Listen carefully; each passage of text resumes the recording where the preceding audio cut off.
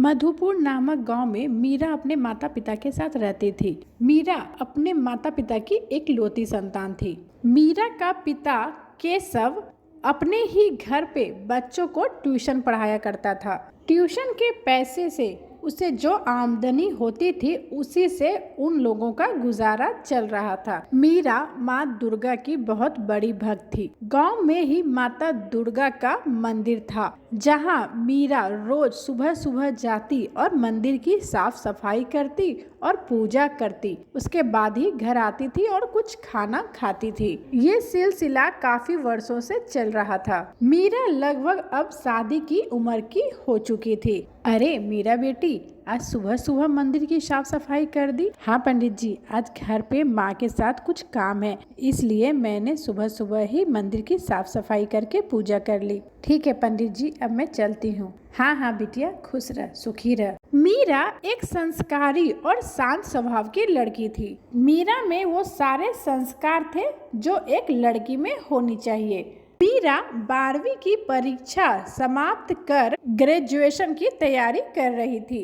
अरे मीरा बेटा, आ गई तुम? हाँ बाबूजी, आ गई। ये लीजिए प्रसाद। मंदिर से आते जाते देख गांव वालों की नजर मीरा पर टिकी रहती थी। अरे ये देखो ना, ये केशव की बेटी है ना मीरा, रोज सुबह सुबह मंदिर जाती है, पूजा करती है और मंदिर साफ सफाई करके घर आती है। अब तो ये शादी के लायक हो गई है। पता नहीं ये इसके बाप भी इसका शादी कब करेगा। हाँ, इसके घर वाले भी पता नहीं धन्य हैं, इतनी सयान बेटी को इधर उधर जाती है, ये नहीं कि इसकी शादी करा दे और घर बसा दे इसका। हाँ, ये तो सही कह रही हो बहन। अगर कोई ऊंच नीच हो जाए तो दूसरे पर इल्जाम लगा देंगे, किंतु अपनी बेटी को नहीं समेटेंगे। हाँ, सही कह रही हो विमला बहन। इसके माँ बाप को तो समझना चाहिए कि बेटी जवान हो गई है, शादी के लायक हो गई है, तो इसका घर वसा के इसकी विदाई कर दें, जिससे इसके दामन पे दाग तो नहीं आएगा। इस तरह मीरा को आते जाते देख वहाँ के गांव वाले रोज आपस में बात किया करते थे। एक दिन आते हुए केशव गांव वालों की बातें सुन लेता है। घर आकर वो अपनी पत्नी जया से इसके बारे में बात करता है। अरे भाग्यवान, कहाँ हो? आई जी, बोलिए। पता नहीं, मेरी समझ में तो कुछ नहीं आता है। आज आते वक्त मैंने गांव वालों की बातें सुनी, वो सब अपनी मीरा के बारे में ही बात कर रहे थे। सब लोग मीरा की शादी की ही चर्चा कर रहे थे। मुझे तो समझ में नहीं आता कि मैं मीरा की शादी कैसे करूंगा। मेरे पास तो इतने पैसे भी नहीं हैं कि मैं मीरा की शादी एक अच्छे और अमीर घर में कर पाऊं। हाय रे हमारी फूटी किस्मत। ए जी, आप चिंता मत कीजिए, माता रानी सब ठीक कर देंगी। और गाँव वालों का क्या है? जब हमें अपनी बेटी भारी नहीं लगती तो उन लोगों को क्या फर्क पड़ना चाहिए? उन लोगों को तो बस बातें बनाने का एक टॉपिक होना चाहिए। आप चिंता मत कीजिए, आप सब कुछ माता रानी पर छोड़ दीजिए। मीरा भी गांव वालों की बातों को नजरअंदाज कर रोज माता रानी की सुबह सुबह पूजा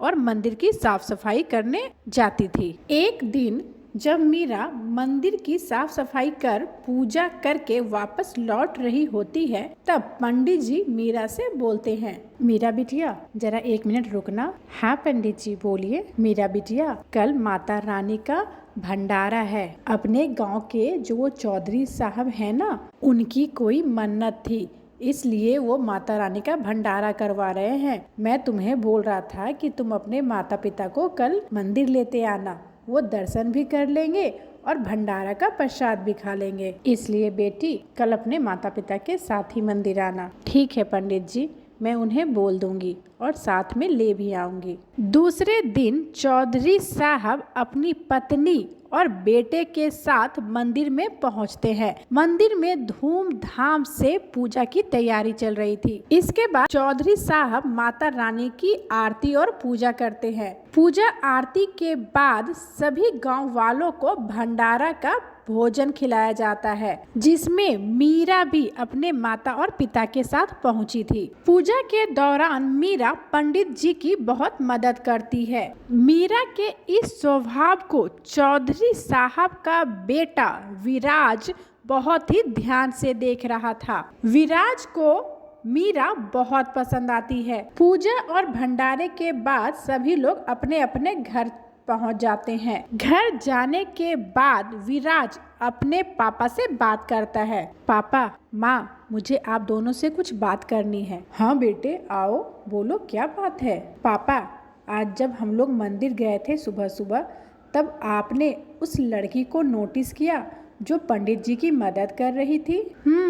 एक लड़की थी वहाँ पर। हाँ, मैंने उस पर ध्यान दिया हुआ था। वो पंडित जी की बहुत मदद कर रही थी।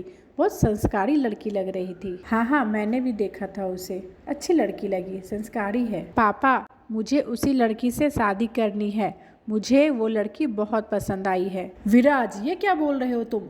कहाँ वो लड़की और कहाँ तुम? हम दोनों के परिवारों का कोई मेल नहीं है। कहाँ वो एक छोटे मोटे ट्यूशन पढ़ाने वाली की बेटी, और कहाँ तुम चौधरी खानदान के वारिस। ये शादी नहीं हो सकती विराज। पिताजी, अगर आपका यही फैसला है तो मेरा भी एक फैसला जान लीजिए आप। अगर मैं शादी करूंगा तो उसी लड़की से, वरना मैं किसी से शादी नहीं करूंगा। इसी तरह कुछ दिन बीत गए। मीरा उसी तरह माता रानी की पूजा करती और मंदिर की साफ सफाई करती। उसके बाद ही घर आकर अंजल ग्रहण करती थी। एक दिन की बात है, जब मीरा मंदिर से पूजा करके वापस अपने घर लौट रही होती है तो रास्ते में उसे एक बाइक और एक व्यक्ति गिरा हुआ दिखाई पड़ता है। अरे, ये क्या हो गया? लगता है एक्सीडेंट हुआ है। चलो चलकर देखते हैं। अरे, ये तो चौधरी साहब का बेटा है। इसे तो काफी चोट आई है। मीरा किसी तरह विराज को लेकर उसके घर पहुंचती है। मीरा का घर वहां से उसके पास में ही था, इसलिए वो विराज को अपने घर ले आती है। अरे बेटी, ये कौन है? इसे तो काफी चोट आई है। ये कहाँ मिल गया तुझे? बाबूजी, माँ, ये चौधरी साहब का बेटा है।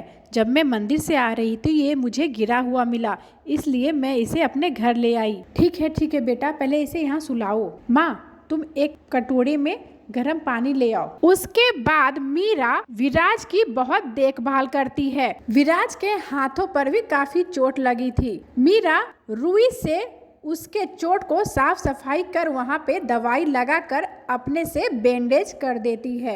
एक्सीडेंट की बातें सुनकर चौधरी भी जल्दी से अपनी पत्नी के साथ केशव के घर पहुंचता है। अपने बेटे को जख्मी हालत में देखकर चौधरी और उसकी पत्नी रोने लगते हैं। अरे बाबूजी, आप क्यों रो रहे हैं? मैं अब बिल्कुल ठीक हूँ।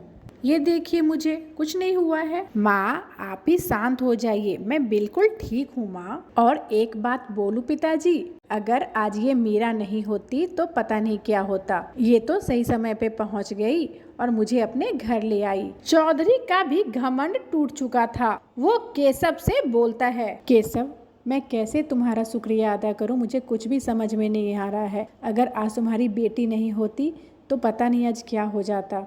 ये गरीबी अमीरी, ये ऊंच नीच कुछ नहीं होता। मनुष्य को पहले एक अच्छा इंसान बनना चाहिए। केशव, मैं तुमसे कुछ कहना चाहता हूँ। तुम्हारी बेटी मीरा का हाथ अपने बेटे विराज के लिए मांगना चाहता हूँ, अगर इसमें तुम लोगों को कोई आपत्ति ना हो तो। किंतु चौधरी साहब, ऐसा कैसे हो सकता है? कहाँ आप और कहाँ हम? केशव, ऐसा क्यों नहीं हो सकता? पहले मैं भी यही सोचता था, किंतु माता रानी ने आज मेरी आंखें खोल दी है। ठीक है चौधरी साहब, अगर सबकी खुशी इसी में है तो मुझे कोई आपत्ति नहीं है। इस तरह मीरा की शादी विराज से बहुत ही धूमधाम से हो जाती है। शादी होने के बाद मीरा और विराज माता रानी के मंदिर में जाकर दर्शन करते हैं और उनसे आशीर्वाद लेते हैं। इसके बाद माता रानी की कृपा से वो दोनों खुशी खुशी रहने लगते हैं।